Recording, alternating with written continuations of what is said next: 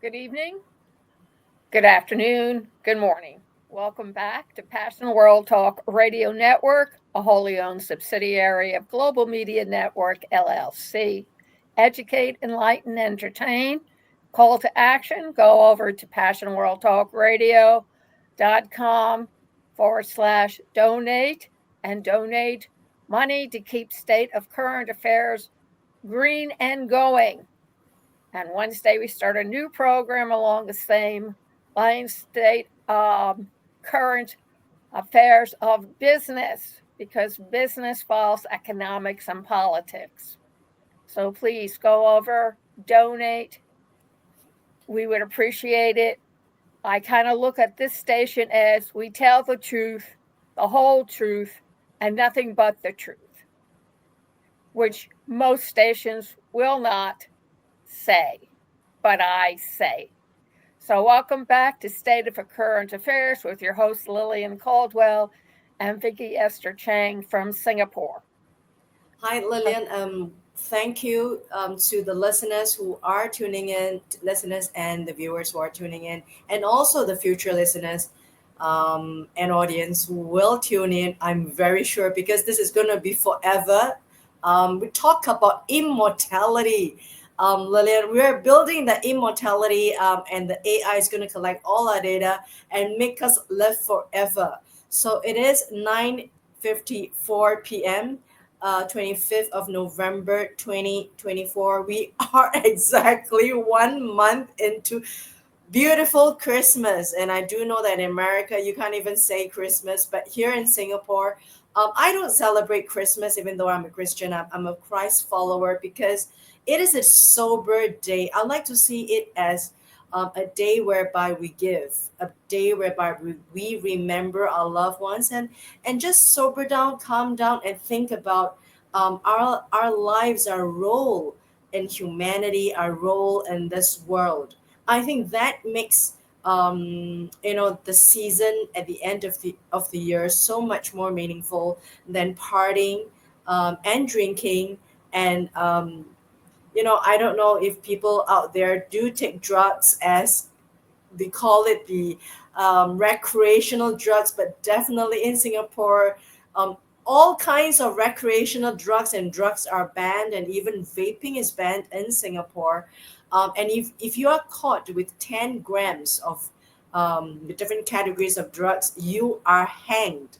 No questions asked because we use capital punishment. So a little bit of something strict in Singapore. I think we are known for all over the world, but it keeps us safe. We've got no drunkens in the streets, and the girls are safe in the street. You can go home at 12 a.m. You can go home at 1 a.m. You can party with your schoolmates in a good way, and you can still go home safe. And your parents never question because we expect our streets to be safe. We want a safe city here in Singapore. But today, I promised Lillian that the past few months when we are doing the show, State of Current Affairs, it's all gloomy because no news is good news. But I brought out two heartwarming news stories to warm up our hearts and to really remind us that the spirit of humanity, the spirit of the human um, life is still alive and kicking. That's why the show is still here. A show like State of Current Affairs. We've got no personal interest in this. It's not political skewed in any way. We really want to push out some of the news that we think is of value to our listeners and the viewers. The first news. The news was published um, a couple of days ago that I found there isn't a date here, but it says latest news uh, by must share news dash must share news dash s- dash co.com must share news. It says 11-year-old Thai daughter from Thailand, 11-year-old daughter from Thailand wakes up at 3 a.m. every day before school to help mom sell food to fund her tuition. 11-year-old girl wakes up at 3 a.m. every day to help mom sell cooked food uh, every day to fund her tuition. It's a heartwarming story about a young daughter. And according to the news, the 11-year-old girl sells boxed food with her mom just next to the school gates in the morning, and she cooks every morning. Mother daughter duo would get up at 3 a.m. Together they'd cook around 30 boxes of omelets and scrambled eggs over rice. From 6 a.m. until 8 a.m., the pair would set up the shop right outside the girls' school and sell boxed meals for 60 cents, or Thai money 15 uh, Thai baht each. The money the pair makes go to fund the young daughter's education as well as the family's daily expenses. The mother is in the final stages of kidney failure, and the mother revealed that she was teaching her daughter how to make a living because she was in the final stages of kidney failure. She wanted to make sure her daughter knew how to survive. The story goes on a little bit, but I think this tells you that, oh my God, it's so touching. I can't even continue to talk. But it is important that we have news like that to kind of balance us out, the kind of mortar shells missiles that's going across continents called the intercontinental missiles, long range intercontinental missiles. I mean, I don't know a lot of these technicalities, but it's enough for us to sit back in terms of the words like long range intercontinental missiles that take out the whole city. The city burns down, lives are lost, children's lives are lost, mothers, daughters, fathers, brothers, sons, and they take up hospitals, schools, supermarkets, cinemas, parks, um, buildings. And we're not even talking about a war, soldiers against soldiers. We're talking about missiles against humanity. So, well, before I even get into that again, Lillian, but news like that is something that keeps us going, isn't it? 11-year-old girl fighting for her life because the mother is dying, and the mother, and it says that the mother goes to the hospital like 3 times per week, and it has to fund the family expenses, and the girl wakes up at 3 a.m.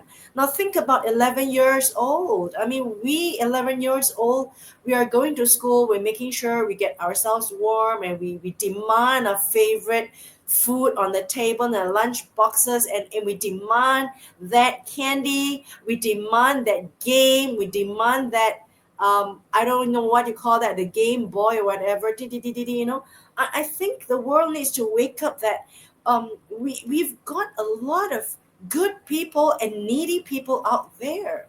Um, we really should look at the world, and that's so important for current affairs like this. We're not talking about just the news that makes the headlines, but news that do not make it to the headlines are more important for us, for our spirit, for our moral spirit, for spiritual well-being, our mental well-being. I think I would share more a couple of news like this. So that story is from Thailand. Um, I've got another wonderful, wonderful story.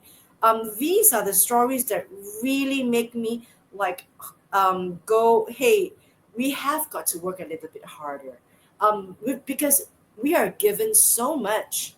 What about these people out there? Um, okay, this story, oh wow, it's just tremendous. This story is from India, comes right out of India. India.com, just India.com. Um, meet man, meet this man who worked as a daily wage laborer, carried bricks, carried bricks for a living, cracked the medical exam to become a doctor.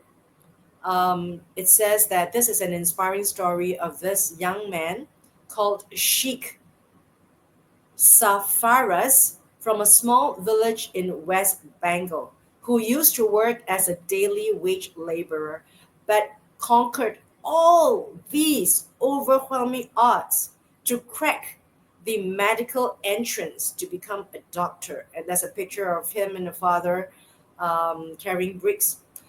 It says rising out of poverty and meeting the power and using the power of education to change your station in life is one of the hardest things to do, especially in a country like India where opportunities are few. Like India has got 1.5 billion people, so it's the most populous country in the world, where opportunities are few and pursuing competitive exam requires coaching which is expensive for the majority. However, there are a handful of people who manage to overcome all these odds and achieve remarkable success with their sheer hard work and dedication. One such example is the inspiring story of Sheikh Safaraz, a young man from a village in West Bengal who used to work as a daily wage laborer to become a doctor. And who is he? Um, he shares the story came to light after a physics doctor shared this story in his Instagram about the young man. This young man used to work as a laborer with his father and carried bricks to construction sites for minimum wage. Despite being in good studies, his opportunities are limited due to his financial situation, but the brave man never gave up on his dream of achieving something significant in his life. And during the day, he, along with his father, toiled in the scorching sun, working as a daily wage laborer, carrying heavy loads of bricks to people's homes and other construction sites. Yet, after a grueling day, he engrossed himself in studies at night, attending online schools and doing self study until morning to give himself a fighting chance to face his destiny. Wow. Now, I'm not even going to continue with that because it's so touching. Think about us, Lillian, that we complain about everything. I mean, I'm guilty of that, Lillian. Like we complain about the weather. It's not cold enough today. It's like there's too much sun. I'm sweating, and then it's too. If it's kind of cold, we cannot put on like I need to put on an extra sweater like today. And we complain. When it's hot, we complain it's hot. When it's cold, we complain it's cold, right? When the food comes out and it's too little, we say, hey, I'm paying for so little food. And we complain about the cooking. We complain about the plating. We complain about how unclean the food is or how unpalatable it looks. We complain about having to queue up at the supermarket. We complain about everything. We complain about the phones being lagging, and we complain about not having enough phones. We complain about not having the fastest phone out here. So I think that this is really necessary for all of us, for the listeners, for the viewers. If you are like really going through the hardest times of your life, I'm just saying it nothing compares to all these people who are living under the radar of the news media, who are living in abject poverty, and they are fighting for a chance to have this fighting chance for a change of their lives. And I think I want to thank stories like this, right? The stories of Sheikh Safaraz from West Bengal in India, and also the little girl who's 11 years old. Oh my God, it's like, I am so guilty. God forgive me for having complained about my life and not having enough that cryptocurrency, that cash. I think we all need that extra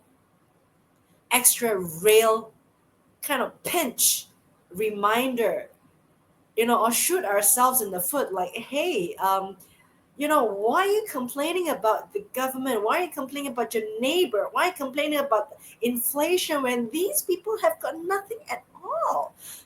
So I just want to share these two wonderful, wonderful, heartwarming stories amongst that whole horrendous news that's coming out of Middle East, the bombings out of Middle East, and the bombings in Europe, and the threat of nuclear coming this way to the rest of the world. But you really feel the stories lift us up. And I think at these very, I should say, volatile and ambiguous times, we need stories like this to really lift the human spirit and to elevate we that kind of civilization. When I thought that Leonardo da Vinci and the Louvre Museum that I always go to in Paris lift the civilization. Hey, um, elevation of our civilization are lifted up by these people who are living in these unspeakable, abject poverty places that we don't even visit or see or hear. So they are the people who really lift up civilization. And I thank them, whoever they are. Over to you, Lillian.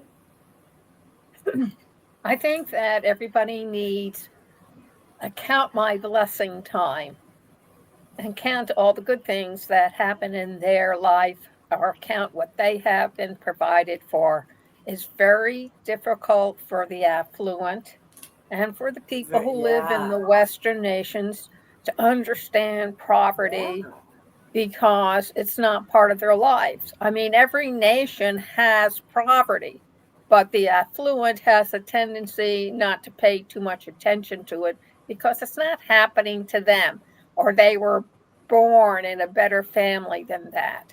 But the thing is, folks, is that a lot of it is due to the personal inner strength that these people have within them. And it's not something that's instilled, it just comes along with their packaging. And a lot of people don't realize they have it within them until they need to call upon it. Mm. And I think that that's also instilled in you by the people around you. And if the people around you react to bad things happening to you, or bad things that may not help you, the ones who have it step up to the plate as it is, and they want to improve themselves. And it's a rare gift, and it's one that's not really nurtured. So, today, when you think about all the horrible things that may be happening, you can take a look at these two examples, a young lady at 11 and a man who decided, I'm not going to take it anymore. I'm proud of who I am and I know what I want, and I will get it no matter what the price is. And that's the other thing. There's no such thing as a free lunch. If you want it, you have to put on your gloves, your hip boots, and go out after it. And you need to remind yourself of this all the time. So, and if you want to help these two people, especially the little girl, I suspect that they would graciously accept your help because she doesn't have to prove anything. She's already proved it. But just make sure you get it to the right source. And I'm pretty sure you can find out. Go through the United Nations, would probably be your best way of doing that to contact. Yeah. Because the So United Nations have always been a big proponent of children succeeding. yeah. So that's the two stories that I share. I hope to bring in more heartwarming stories in the midst of all this great news that's coming out, that's bombarding your eyeballs. So Lillian, that's all I have for you. Okay. But I would think that it's important that we share our projects out there, particularly our books. Would you like to talk about gold nuggets for podcasts, and also Yes, our upcoming there's superpower for communications. well, Viki Chang started a series called Gold Nuggets, and she approached many authors, writers who were good at their trade, and they wrote along with her books in the gold nugget field. And one of the books was Gold Nuggets of Podcasting, which she asked me. And then she has written two other books, three other books on communication and business that one really needs to go and take a look at. This is not throw it in your face, don't bother me, don't call me. These are instruction manuals that pretty much takes you by the hand and introduces you to the concepts of what you need to know, because the 21st century is about verbal and visual and interaction. And that's exactly what these three books are. So, Vicki, please provide the titles of these newer books. The book that is already out there, Gold Nuggets for Entrepreneurs, Podcast for Business and You, written by Lillian herself and myself, and two upcoming books, um, Gold Nuggets for Entrepreneurs, Communications as Your Superpower, Book One, and Communications as Your Superpower, Book Two. They will be coming up very soon. And we will have more books coming up about English language. And if you look at the latest news that has just come out from Norway, from UK, Singapore is ranked number 3 in the world for the command of English in the whole world. So I'm really proud of that. It's been the hard work of a lot of teachers and the I think the educational system and a lot of hard work of the students. So I thank everyone for that, and I think we can contribute that, Lillian, yourself as a writer and myself as an English teacher and also for communications, to share some of the tips for English.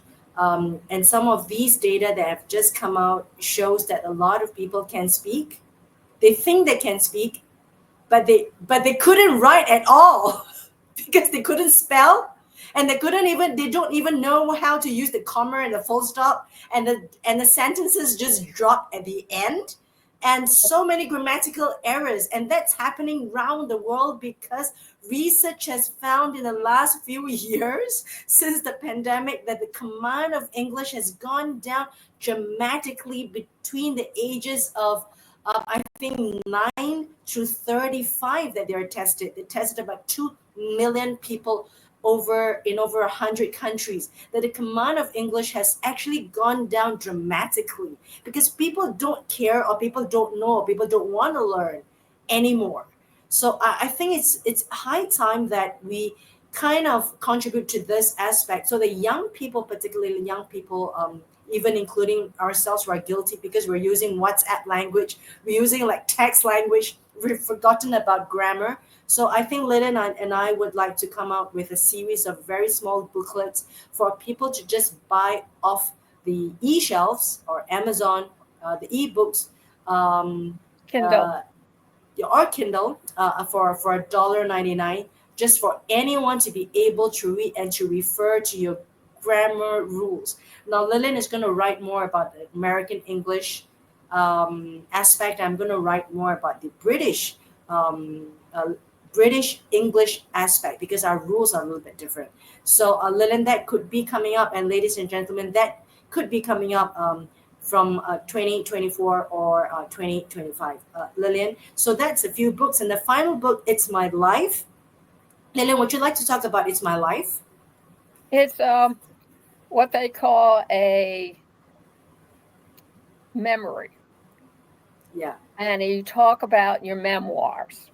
You're talking about your personal life or a life of somebody you highly esteem and respect, and you want to share their life experiences with their friends, family, and you have an opportunity to do it. Now, It's yeah, My Life is a story about Vicky's mom and how she handled her life where she got fulfillment from it and achieved the impossible, which in several circumstances it was impossible for her.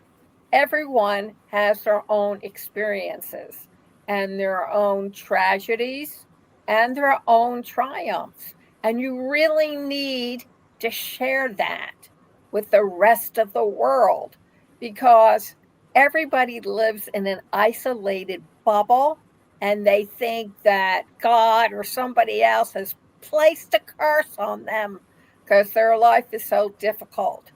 But when you read other people's words or memoirs, you realize everybody else is experiencing it as well, but they handle it differently due to their Yeah. culture, due to their society, and how, after they left their parents' home, they brought themselves up. Because your parents are only responsible to you until you leave home for either college or for a job or get married or move in or however you want to put it.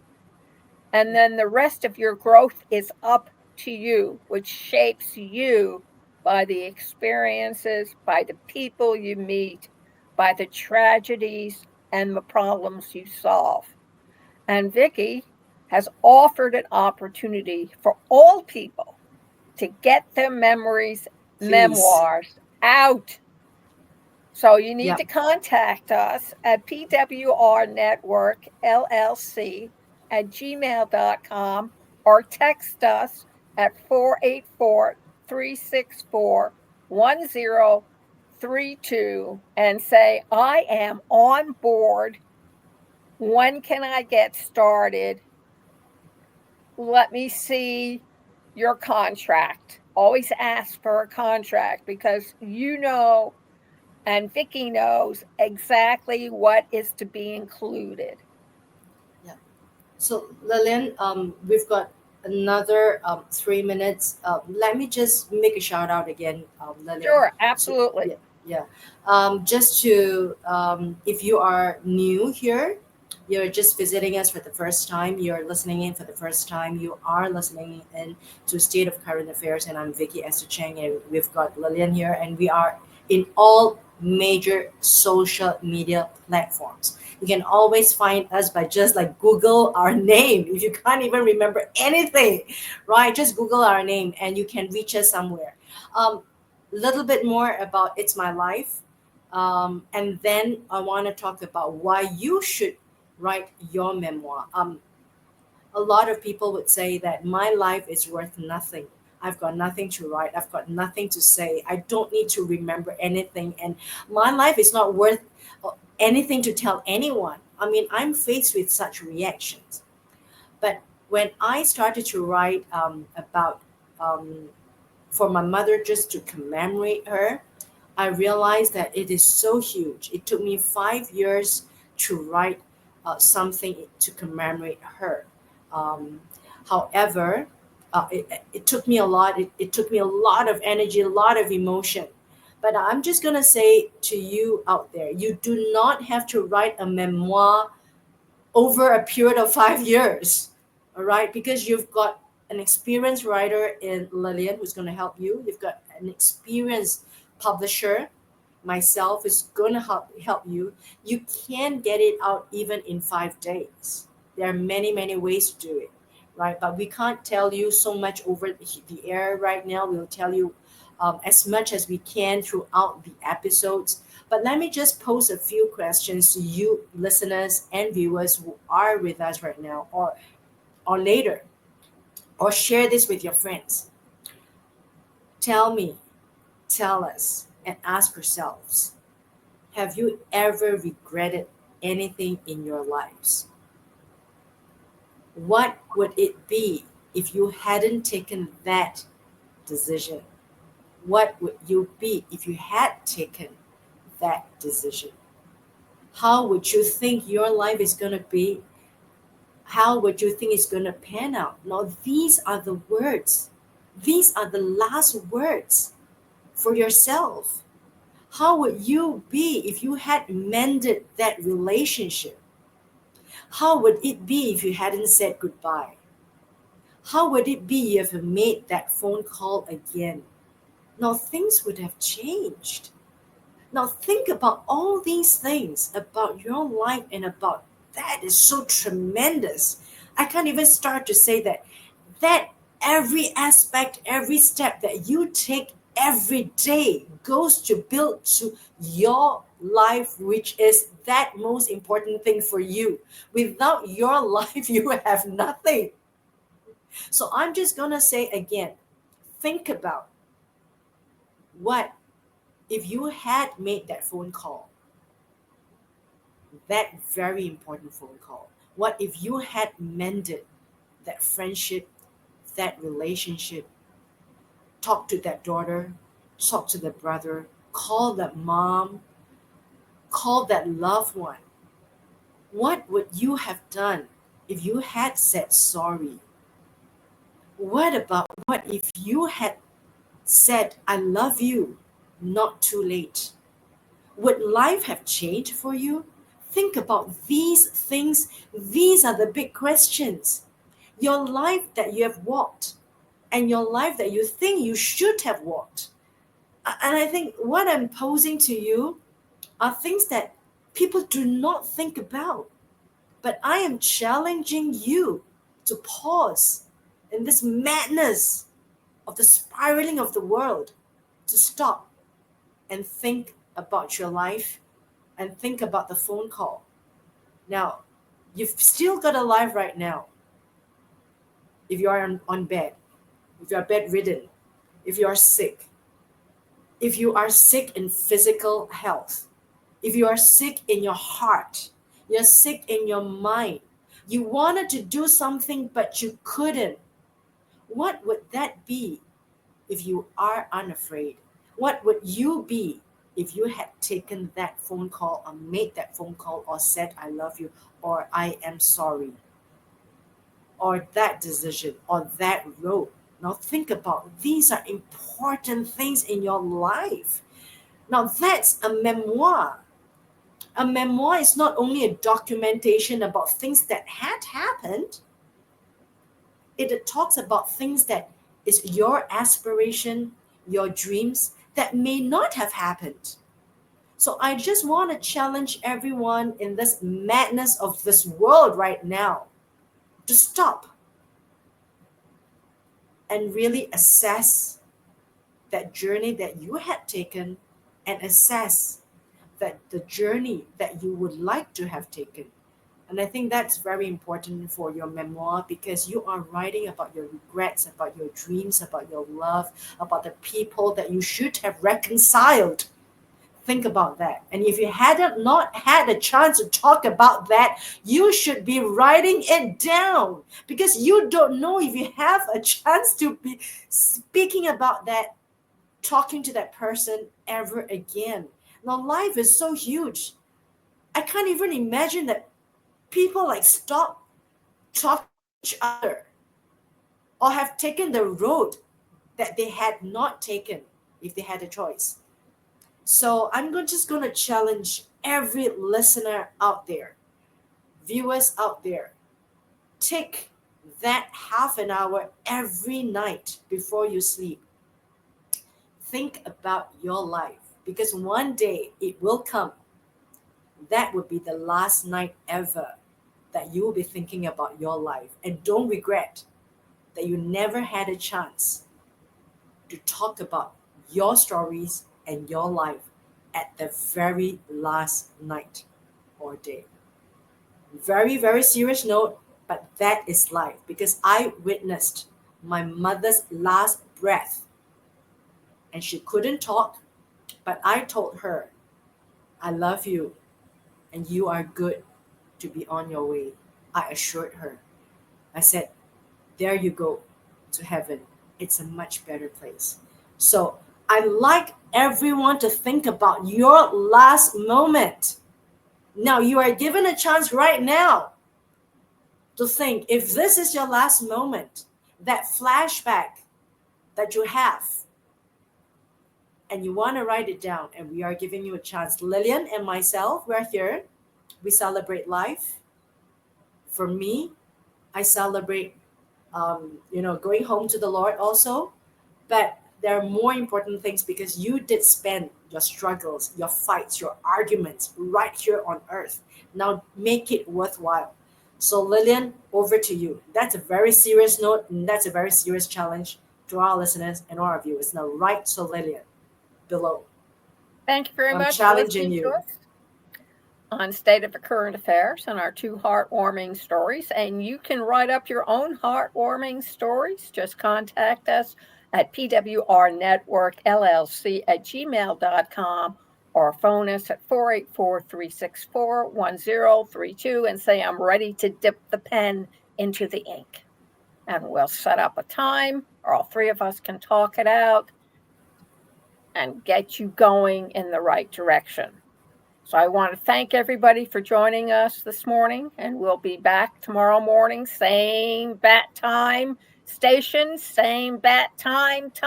The only thing missing will be Batman and Robin. They're very busy these days. And Turkey Day is coming up on Thursday here. The rest of the world goes through their usual monotonous life, but we get to kill a turkey. How nice is that? Anyway, everyone enjoy themselves. Have a great day, and we'll see you tomorrow. Thank you very much for joining us.